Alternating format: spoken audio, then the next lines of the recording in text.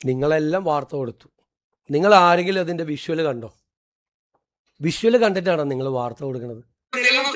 എല്ലാം പരമ്പരാഗതമായ എല്ലാം നിലനിർത്തേണ്ടതാണ്. ഞാൻ ചില അമ്മമാരോട് പരാതി പറയും. ചില അമ്മമാർക്ക് അവർ പ്രത്യേകമായ ഡിഷ് ഉണ്ടാകും, പ്രത്യേകമായ ഭക്ഷണം അവർക്ക് മാത്രം ഉണ്ടാക്കാൻ പറ്റുന്നതാണ്. പക്ഷെ അവരുടെ മക്കൾക്ക് അവരത് പകർന്നു കൊടുക്കുന്നില്ല.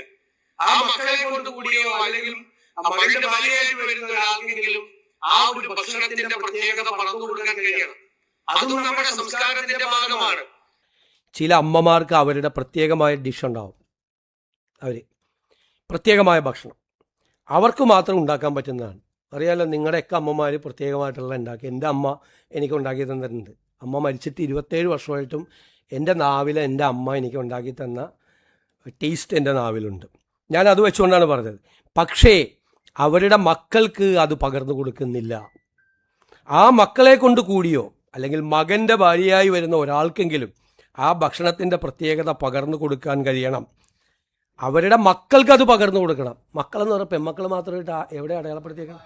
അല്ലല്ലല്ല, കേട്ടോ, നിങ്ങൾ ആദ്യത്തെ സെൻറ്റൻസ് കേൾക്ക്. അല്ലല്ല, മക്കൾക്ക് പകർന്നു കൊടുക്കുന്നില്ല എന്നാണ് പറഞ്ഞത്. അതും കൊടുക്കണം.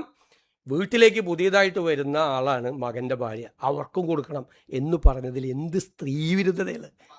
നിങ്ങൾ മൈക്രോസ്കോപ്പ് കുറച്ച് ആളുകൾ മൈക്രോസ്കോപ്പിക് ലെൻസുമായിട്ട് വെച്ചിട്ട് എന്തെങ്കിലും ഉണ്ടാകുന്ന നോക്കണം. ഈ സ്ത്രീവിരുദ്ധ എന്ത് സ്ത്രീവിരുദ്ധ പരാമർശമാണുള്ളത്?